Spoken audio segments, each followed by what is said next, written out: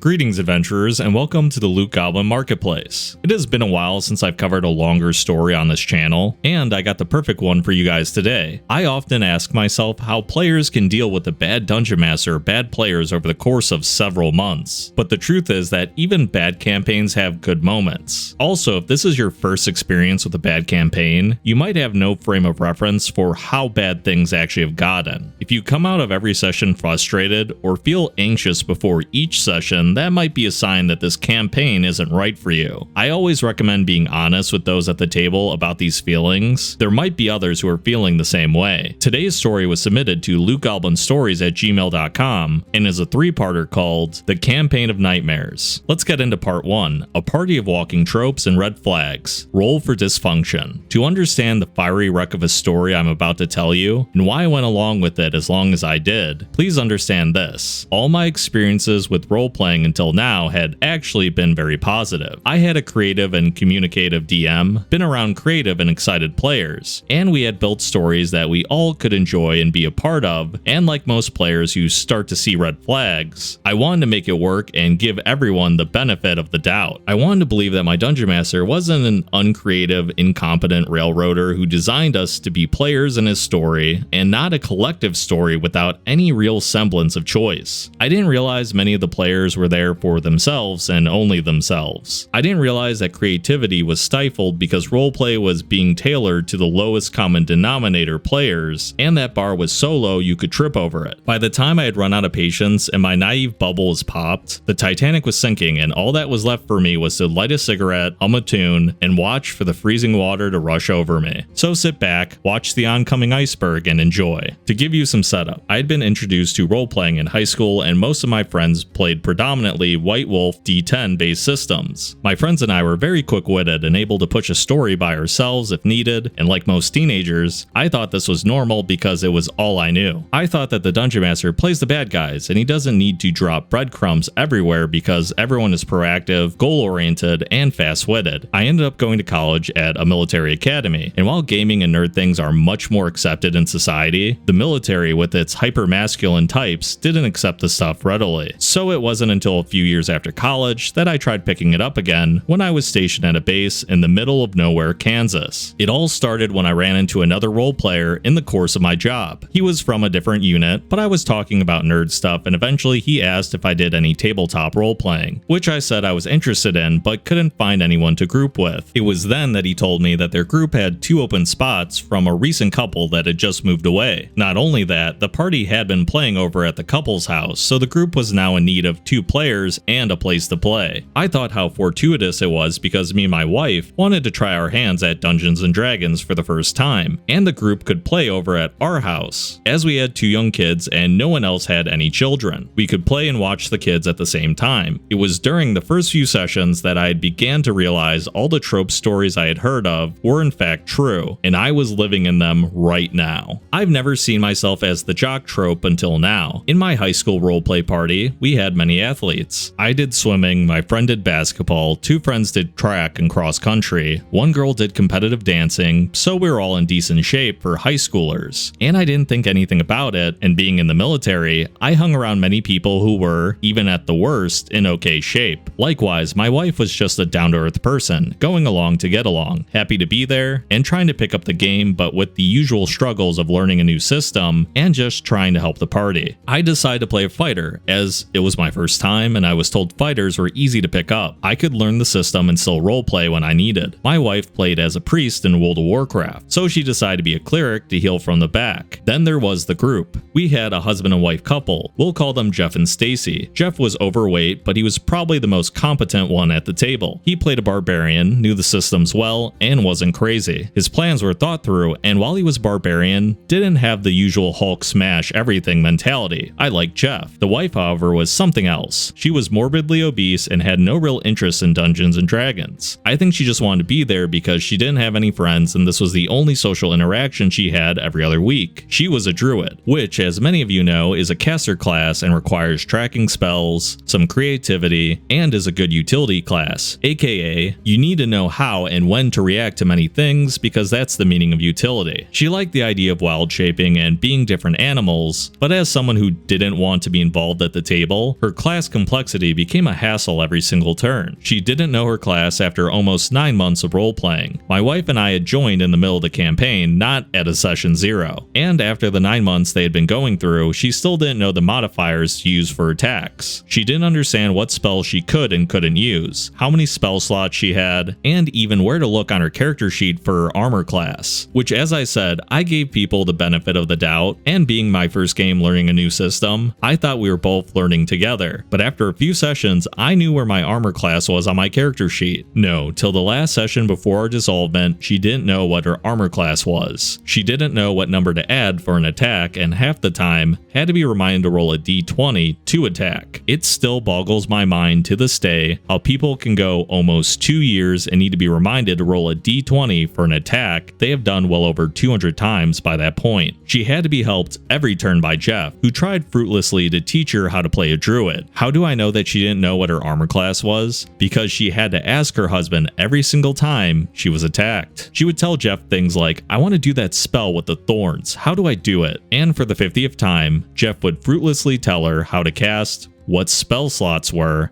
and even how much damage to roll because she couldn't be hassled to read a book. This attitude of disinterest in the game eventually began to drag the entire party down. She would bring buckets of food with her for her and her husband to eat, but she'd end up eating 75% of it herself, which I'm not here to insult her for eating at the table, but like so many of these horror stories, if it was just eating food, it wouldn't be an issue. She had to sit at the end of the table and took up the entire end of the table with her character sheet and food. She would drop food onto the floor and be unable to move to pick it up because her mobility was hindered, and her husband would rush and clean it up. The room smelled of whatever she brought, and the sheer amount was staggering. You know, at first I thought you were being a little harsh when it came to the food, but the last few lines kind of sold me on it. You are hosting, they only brought food for themselves and their husband, they're taking up a good chunk of the table, it's giving off an odor that's distracting, and she's regularly distracted at the table, partially because of eating, maybe she's even on her phone. Clearly she doesn't want to pay attention to how to play the game, so if everything's grinding to a halt and food is the main distraction, I'd be a little bitter about it at the end of my RPG horror story as well. You know, even as I'm talking right now, I'm reading ahead to see what happens next and I'm horrified, so let's just jump right into it because this goes hand in hand with the food apparently. She would fart often and think that by saying excuse me everything was okay. I once saw her lift up her entire body and leg, fart and then say excuse me. And to make matters worse, I was the person sitting next to her. She could only breathe through her mouth in raspy breaths. She had no inner monologue, so she spoke in whispers loud enough for me to hear, and would more than once in a session try to play the "this game has too many numbers, go easy on me" card and whine when people, rightfully so, got fed up with her inability to learn the game after a year of role-playing. The next player at our table was Kevin. Kevin was the "this plan is totally gonna work" trope. He was also sadly the archetype of a neckbeard, overweight, ingrown neck hairs, graphic shirts that didn't cover his belly the entire way, and had special dice for all situations. He played a sorcerer and was so buried in the player's handbook that his mind always thought of the craziest, unlikely situations in which his spells could do things they clearly could not do. The typical bad rules lawyer who only liked the book when it served his purposes, and then when it didn't, he felt that the dungeon master was being overly unfair, just to him, to not let his terrible ideas work. And I should remind you, I was new to the system, and when he told us how this is totally going to work, even I was like, I don't think that's how that spell works. But he would assure me week after week that these plans of his were so amazing that they just had to work. Worse yet, it was like 3 levels deep of planning, suggestion to force shopkeepers to give us their wares, and then charisma roll his way past the guards to letting it slide, and if that didn't work, he'd use invisibility to take the shopkeeper's wares and fly out of there, and it would totally work because if they couldn't see him, then there wouldn't be any suspicion of an adventuring party that just came to town, quickly followed by shopkeeper's wares that mysteriously went missing. At first I thought it was a joke. In my previous role-playing experiences, my friends and I had come up with weird plans, but we also always knew that they weren't designed to be pulled off flawlessly or without multiple rolls which could fail and the entire plan would be torched. No, this guy totally thought his plan was foolproof, that every spell would work exactly as he wanted and the world would respond the way he thought they should. It should be no surprise to you that every single time they failed, at first I thought it was a joke. Like nobody could be this foolish foolish to think this could work. He did, and he never wanted to tell the Dungeon Master prior about what he intended to do. I think this was partially because deep down he knew that they wouldn't work, and he wanted the pressure of being in the moment that the Dungeon Master would cave to his whims because the game was going on. But the Dungeon Master never let it happen. So this guy would complain as if the Dungeon Master was the meanest person in the world because he didn't go along with his crazy plans, and now he'd have to think of an entirely new plan and how the Dungeon Master could be so heartless. I will say at first it was annoying, but by the end, I looked forward to this interplay. Kevin would tell the party how way cool and awesome his plan was, and knowing he would never change his mind no matter how much we told him it wouldn't work, I began to encourage him, saying I think it would work. Then I'd secretly smile and laugh when his plan utterly failed to materialize like the 20 plans before it, and I'd see him flail at the table to come up with another plan. Okay, that's a little bit toxic, but honestly, I'd probably do the same thing, assuming he doesn't cry and moan too much during the session and just quickly moves on to another plan. This can be more fun than it is annoying. These aren't the only two problem players at the table, but so far I'd much rather have someone like Kevin. Then we have Kyle. Oh, Kyle. Kyle was the guy who brought me to the game in the first place. He seemed like a reasonable guy, cunning, witty, and I realize, told you what you wanted to hear. Kyle was a wizard and an edgelord manipulator. Whereas Kevin was a bad rules lawyer, Kyle was a good one. He knew what spells could and couldn't do. His creativity was actually useful, but he played the game for himself. It's also important to note right now that Kyle was friends with the Dungeon Master. They were both in the same unit and had known each other for years. Compared to Kyle's scheming, Kevin was tame. Kyle didn't have grandiose plans that were destined to fail. He played the slow game, and as he was friends with the Dungeon Master, Kyle knew the play style, the safe boundaries the Dungeon Master was and wasn't willing to tolerate, and so he always pushed the boundaries to get what he wanted without going over. Kyle knew the game inside and out, but he also knew that it was okay if one person slightly abused rules and situations, but if more than one person did it, then the Dungeon Master would start cracking down. So Kyle kept his secrets close to himself. As a new player, I want to understand the game, but the more I asked, the more cagey answers I would receive. If I asked him how he's getting a guard to let him in through the back door, he would just say things like, "Oh, I have my ways." And it wasn't until later I realized he was slipping papers to the Dungeon Master on what he was doing so he wouldn't let others at the table know. I found out he had made a notebook entry for every level up each class he played would take to be optimally efficient, in which he was trying to do. Honestly, I had to give it to the guy that he did know the game better than most, but what made him bad was he wasn't a team player, and his low-key disgust for Stacy and Kevin flared up more than occasionally. Then there was the Dungeon Master. We'll just keep him as DM. He has traumatized me, and still to this day, I am sensitive to the red flags caused by him. Like many people here, we don't want to be DM. I don't blame people who don't want it, as it takes a special kind of person to be one. But man, did this guy railroad things. When I see a conductor on a train, I think of this guy. While the party was bad, the guy made me hate the game. That is until I stopped caring, and then the game became amazingly fun, as you'll find out. I know I keep coming back to my original experience of good players and good DMs, but when things are good, you take them for granted. You think that this is the way that things should go because it just makes sense. Dungeon Masters should be creative, engaging, and you as players should be creative, fun, and engaging as well. And now is my favorite power couple in every good RPG horror story, which is the Dungeon Master who's very controlling, but they have that one close person, be it their wife or in this case, a close personal friend, that gets to get away with everything, while the rest of the party only gets to do the approved actions that the author DM has ordained as appropriate, well ahead of the session. With the cast like that, I know we're in for a treat. The story hasn't even started yet, so let's begin. For the first few sessions, I was learning the game. I didn't know what I could and couldn't do, so I was treating the game as more open world exploration. My previous DM could change things on the fly with little effort. If you were going to have a battle in town X and you ended up going to town Y, no biggie. You'll have the battle there instead. The battle still happens, the town names might change, but with a little creativity, you're running pretty much the same story without even knowing it. Oh no, not this DM. See, he knew exactly what everyone would be doing that session. There would be no forks in the road, no options. There was only a single hallway. This caught me off guard at first. I was used to castles that had rooms, lairs that had a layout, heck, even caves that had rooms off the main passageway. He might have a room branch off a hallway, but it was only for an item he deemed you needed and you couldn't go further without it. The doors, how I hate the doors. The DM never noticed or maybe cared that they were practically playing an on-rails RPG. He thought he was the most creative person in the world and he showed it by having riddles and and puzzles with answers so obscure that no human being would get them. And he made sure there was only one way to answer it. A magic lock? No spell can break it. A wooden door? Sorry, your strength roll of a nat 20 with a +5 strength modifier doesn't break it. There was almost always some stupid trick to do it, and nothing else would work. Then after 20 minutes of failing, he'd get pissed that we as a party couldn't figure it out with all his obtuse clues that he thought were so obvious but weren't. Then finally he'd reveal his made up answer. I remember one time I pulled the visor card from the deck of many things, which gives you the answer to your next dilemma, and he changed his dungeon so that the next puzzle door was impossible to solve without it. The way he made it sound was he was desperate for me to use the card because he was afraid I might use it on one of his really cool, aka stupid, puzzles, and he didn't want me to get the answer to it too easily. If you're wondering the dilemma in question, we came to a door with a bar on it, and the way to open the door was you had to intentionally fail a strength check to lift the bar, and by intentional, you had to make it known you were intentionally failing it. So even if you tried lifting it and rolled a 1, because you didn't state out loud I intentionally failed my check, the bar would not lift. And that is how so many of his really cool puzzles went. Not only did he railroad us, which frustrated me to no end, he did it in a way that wasn't even creative. One time we went to another realm and we left the town to go face the evil bad guy, and he told us there was a drawbridge leading to the castle.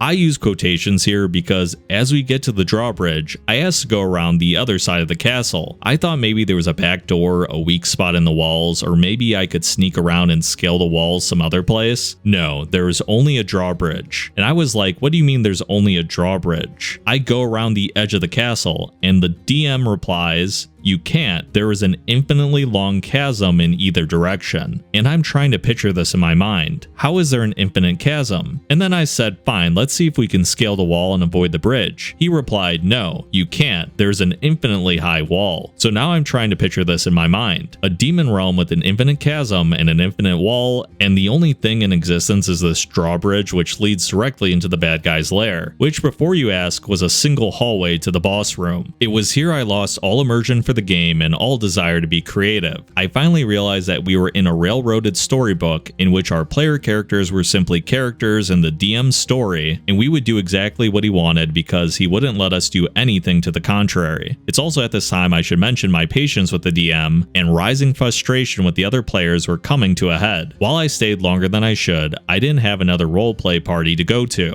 They were at my house and I didn't want to feel bad by kicking them all out and souring all our relationships like that. Like many others, I was in for a penny, in for a pound. But I should note, here is where our story takes a massive turn. Enter the real drama. Okay, so it sounds like part 2 really dives into some serious stuff. All this stuff in part 1 is frustrating and reason enough to leave, but I do kind of get the mentality that, hey, I've been trying to play D&D for a while. This is the only group that's available, and if I quit now, I basically ruin their campaign because I'm hosting everything. I totally get feeling a little bit guilty, but if you're already feeling like it's a waste of time, there's that saying, no D&D is better than bad D&D. So based off what I've seen already in part 1, this is reason enough to just call it quits. But let's see what real drama means in part 2. The DM's house of cards comes crashing down, railroads, riddles, and returning. As if you can't already see all the red flags converging for a multi-car train wreck about to pile up, there is something else I need to tell you about the DM. The DM, as I learned, was hyper-possessive of loot. No towns had any magical items. The book that says cities should have some magical items, yeah, not this city, or any city for that matter. In fact, I began to realize that there was nothing to loot besides from defeating the big boss, ever. If there was any furniture, it was bolted to the ground. No silverware, no cups, plates, tapestries, desk supplies, nothing. Castles with empty walls and empty rooms, when there was any at all. You go into a room, there's a stone altar and the MacGuffin on it, and nothing else. Torches welded into walls you can't take, armor of fallen enemies would crumble in your hands, steel, leather, it didn't matter. You don't get to loot any of the enemies. They were demons and ghosts and undead that would evaporate after defeat. When you defeated a big bad guy, the DM would inform each character what magical item they would receive. We did not get to divvy up the loot for ourselves. He had to control who gets what to control their power. And this brings up the thing that eventually turned the game around for me for good. After we defeated the big bad of the castle, I was given a +1 dagger of returning. I'm a two-handed fighter, strength 20, dexterity 10. one, I was told strength should be my primary stat, as I was a frontline class, and dexterity was for ranged classes, which I clearly was not. Secondly, we had no rogue in our party, and the magical buff of dagger was of returning, meaning it was designed to be thrown, but throwing objects uses your dexterity modifier, not your strength. The DM effectively gave me a magical item I had zero use for by design. It meant I didn't get any more powerful in the game and therefore couldn't go rogue somehow in a way he couldn't fully be in control of. I was unhappy as I knew the DM could have given me something else, which meant it was intentional, and I had began to have it with the DM. Remember listeners, players will put up with a lot of BS, but if you mess with their loot, that's when they'll turn on you. It was at this time I started to actively not have fun. I wanted gold, I wanted loot, and I wanted control back of my character, and this meant for the next month I was at odds with the DM. It was also at this time something clicked for me. When we had originally made our characters, he wouldn't allow any evil line character. Pretty normal, but also no neutral characters unless you were lawful neutral, and I began to see why. See, in his mind, he could easily manipulate good characters into risking their lives for zero benefit, like some righteous paladin who wants to fight evil because it's evil, and is just happy that good has been done in the world. This would allow him once again to control giving out any loot or gold to us, as our payment for risking our lives was a job well done, and occasionally a single, mostly mediocre magic item. I realized this when I started demanding gold in compensation from our employers, which started to tick him off extremely. The new campaign was going to be helping dragons save the world. You know, dragons, those creatures with hordes of gold that live hundreds of thousands of years hoarding gold, and canonically so powerful that you don't mess with them because they have tons of powerful artifacts. Yeah, those dragons. We were supposed to help the dragons of all different colors, and as a thank you for saving the world, we could gain a power of a dragon that would give us a single breath weapon for 2d8 damage to be done once per day. Also, we would be under the thumb of the dragonflight as a consolation prize. I quickly said I was good, and I'd take gold and a magic item instead. This set the DM off. I had scorned what he felt was an amazing deal to get to be like a dragon and how cool it would be, and he did not want to give us anything else. It was at this time he tried to do the, "You're good, so you have to do this, and you can't say no or ask for anything in return." This is when I almost had it out with him. He then tried to pull the, "So do you want to play the game or not?" I told him that I did want to play, but my character, despite being neutral good, still didn't see it as wrong or evil to ask for compensation for putting my life on the line, even if the world is at stake. I told him that I don't get to go to the shopkeeper and get magical items for free, and when he refuses, I can't just say, "But the world is at stake, and if he doesn't give them to me, he's evil." Sadly, I realized this was all control, and he would absolutely blow up the game and shame me for being greedy, rather than give out gold to not be in control. I didn't want that, so I told him if I didn't get a better magical item this time than a dagger, I was through. And then the turning point came. We were facing one of the DM's usual single hallway dungeons. We were chasing some bad guy into his lair, and we'd find him at the end of this massively puzzle-laden dungeon. Great, so the first room was a room filled with tar. As we start to cross the hazardous terrain, a tar monster rises and starts attacking us. We're doing great all things considered, but not all is as it seems, dear reader. Unbeknownst to us at the time, the DM isn't writing down any damage we're doing, because this guy can't be killed, because that's not his solution. It's not that he couldn't have just made another tar monster had we killed this one, he just wouldn't let us solve it any other way. He just says our attacks don't seem to be making any dent. So we start to retreat. My fighter is running back, and I have the best idea. I would get to use my dagger of returning. Any damage is better than no damage. I throw it at the tar monster, 2 damage, and the DM says, "It doesn't return to you. It's stuck in the tar." I can only think in his brain he was somehow pissed I had actually found a way to use this dagger in a way that was funny and relevant. I informed the DM the dagger comes back because it's a dagger of returning, and the DM says, "No, it's stuck." And it was at that moment my patience broke and I lost it. I started yelling at the DM. I was done with his shenanigans. I yelled, "How does a magical dagger whose only magical property is to return to me not return?" I got heated. I threatened to quit the entire campaign right there if I didn't get my dagger back. To save face, the DM had me roll a d20 for a dex save, because that's a thing for returning dagger, and I have never wanted a dice to roll a 1 so badly in my life. As I rolled the dice, I looked directly at the DM, daring him not to have the dagger return. I wanted to blow up this whole facade right here, right now. Thankfully for the DM, I rolled a 10, which was good enough, and the dagger returned. The solution to the room? Why, set the tar on fire while you're in it, of course. Not when you're out of it. No, you have to be in it and then light it on fire for it to magically burn away away and the door opened. Isn't that smart and creative? So what do I do now? Well, actually everything turned massively around for me. If you've read this far, you'll realize that the DM thought all of his puzzles were cool because the answers were so silly and dangerous that no one in their sane mind would do them. Well, thankfully for the group, I had gone insane. His puzzles became a cakewalk after that. We came to a cave with the black inky pond. I drink the water. Are you sure about that? Absolutely. Oh look, the pond gives you vision to see the door out. Everything you shouldn't touch, I did it. If it was a liquid, I drank it. If it was actionable, I did it. Bells rang, gongs sounded, signal fires lit, people sacrificed. They of course were illusions, but we were supposed to hesitate, and I just said, I thought they were evil. All his crazy riddles vanished in an instant because I embraced the insanity. No fight for me was to be avoided. No action too stupid. Every time I was right, and the DM began to be baffled. A riddle that would take us 20 minutes to fail at, I was doing in 2 with my insanity. Traps were invitations. No rolls, I embraced death if and when it would come. How did the campaign end? Well, the DM's cool ideas imploded on themselves. See, he thought it would be cool to have a world-ending climax and mess with magic. There are 8 schools of magic, so we would do 8 dungeons to run, and each time we fail, that magic is sealed off from the world. And what would be more high stakes than losing a few, which were unwinnable because he would railroad us not to win, and then feel the pressure of losing access to spells little by little. Only one problem. See, part of his railroading was he would frequently teleport the big bad out when we had done enough damage to him to fight another day, and another and another. Well, teleportation is a conjuration spell, which was the 3rd dungeon we faced and lost, which meant that teleportation spells like Misty Step, which our wizard used a lot, couldn't be used by our wizard anymore. But if it couldn't be used by our wizard, then it couldn't be used by our DM either, and this caused his entire plan to come crumbling down, and he knew it. It wasn't that the big bad was stealing the magic, he was destroying it. The DM realized that in doing so, he destroyed his own Deus Ex Machina to get all his big bads out of danger, and he had no clue how to fix it because it was his go-to for everything. If you haven't understood by now, the DM is not a creative person. He is a guy who needs control over very small things because he refused to think on the fly. I'm sure there are plenty of things he could have done, but in his mind, the DM teleporting him away was the only option, and he didn't have it anymore and didn't know what to do. So we got halfway through the 4th dungeon, he literally stops the session and says, guys, we have to stop. I messed this up. I can't finish the campaign the way I wanted. I've messed up. The world is too bad to fix, and we can't continue the campaign. And just like that, it was over. Except it wasn't. You know, hilariously enough, I really respect the Dungeon Master here because he railroaded the campaign so hard that when it restricted his own actions, he just accepted it like a champ. At least this guy isn't being hypocritical, right? Like the author said though, there are hundreds of ways that this could have been solved. In fact, maybe the 3rd dungeon is the first time the party realizes that they can undo something that the big bads are doing. And yeah, it gives the big bad the ability to teleport again, but as the Dungeon Master, you want that. It would be really interesting to see how the party weighs trying to restore the first 3 schools of magic versus defending the remaining 5 schools of magic, kind of like a back and forth where there's no right answer. This would probably result in the party favoring stuff that the wizard they have in their own party uses, so they can keep it for the final battle with the big bad. And yeah, this Dungeon Master would hate that level of player choice, but if you're truly not creative enough to come up with another solution, just give the wizard back their Misty Step so you can have your big bad get his teleportation back. That's honestly a super fair trade. Let's see what happens in this part 3, which is called Disaster, Destruction, and Divorce, the TPK you didn't see coming. Here's the finality of our tale, my friends. How the campaign from hell exploded in a fiery ball, we all went our separate ways, and I don't look back. So after the last campaign imploded, we had to start a new one. Well, as I said before, I was in the military, so it just so happens that I was slated to deploy soon after the implosion. I would be gone for months overseas, and that meant they want a new spot for the group, at least for the time being. Well, Kyle, our manipulating narcissist wizard, had a wife. His wife had met mine, and they had gone to be friendly and even hung out a few times out of the party to watch movies, go shopping, and just hanging around the house. After I left, it was proposed his wife take my place to be our 6th. My wife loved the idea, and his wife, let's call her Sarah, didn't seem to mind. Sarah was halfway between my wife and Stacy when it came to the game. It didn't seem to be her cup of tea, but she liked my wife, wanted to roll dice, and tried to pick up the game as best as she could. Kyle was helping her along while also low-key putting her down when she messed up. Sadly, Kyle, as will be relevant in just a bit, would make mocking sounding compliments. Not too bad for your character. I'm surprised you thought of that.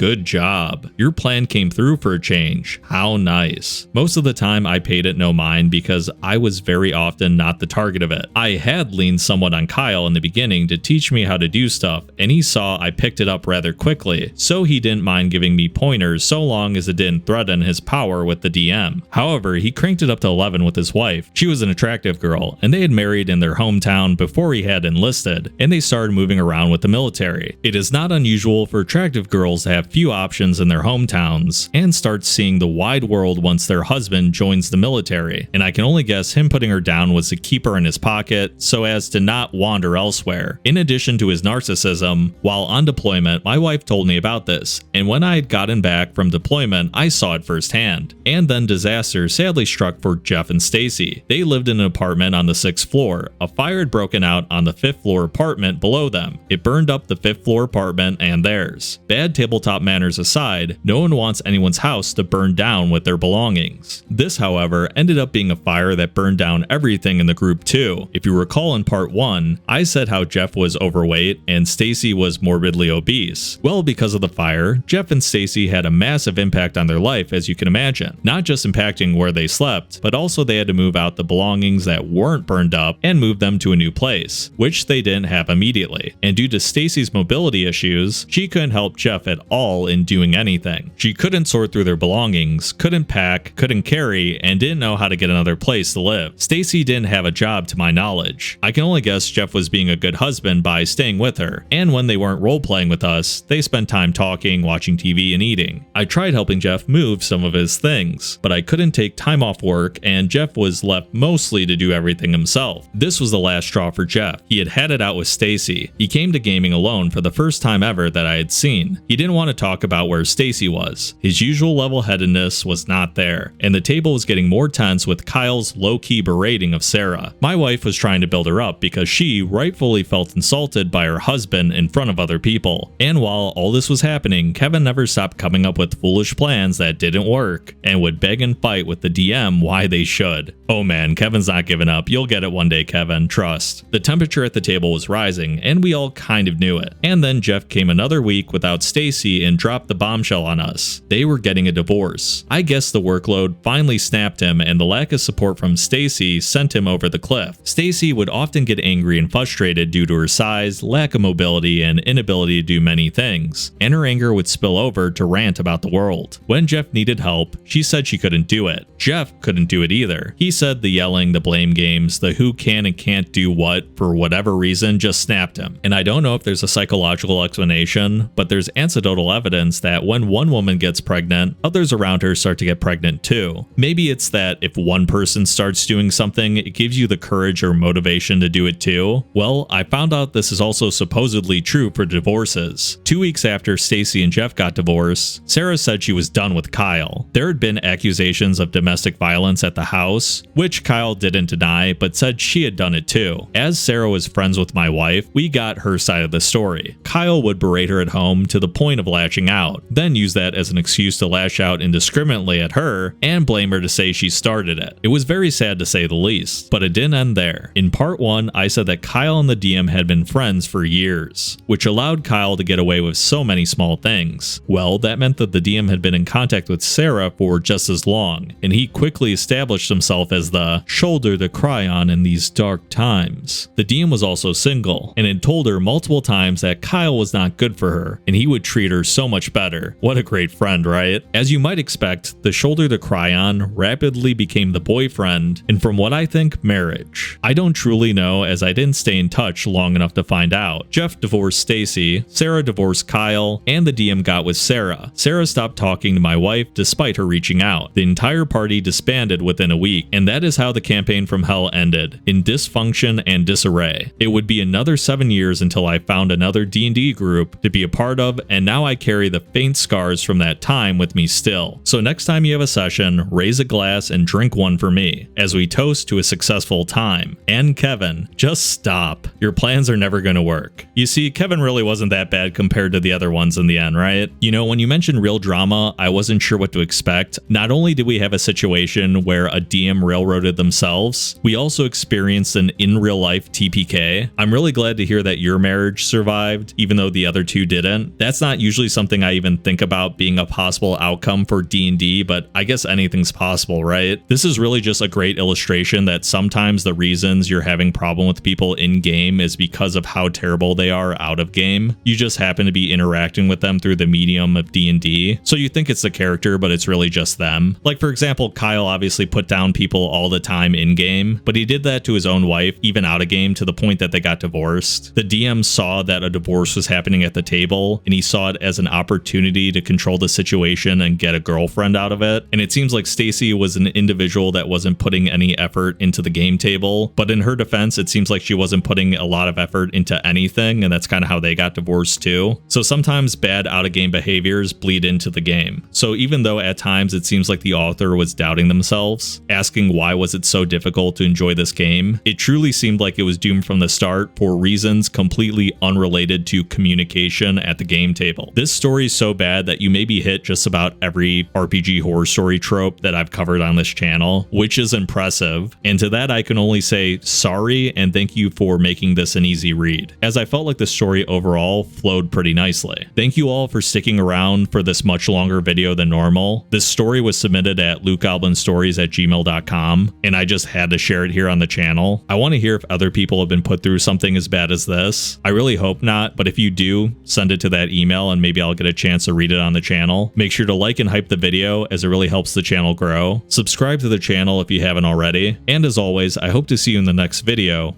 Farewell for now. I wanted to give D&D Dice a shout out, my favorite dice shop and where half of my paycheck goes to every month. They've got a lot of options, including their original 11-piece dice sets that they call the King of Crits series. Be sure to use the code LootGoblin to support the channel at dnddice.com, or you can just click the link down in that video description and it'll be added when you check out with your favorite dice. As an edgelord myself, my favorite collections are the Plague Doctor and Blood Hunter 11-piece sets, which I use alongside their Tomb of the Lich dice tower. Anyways, back to the video.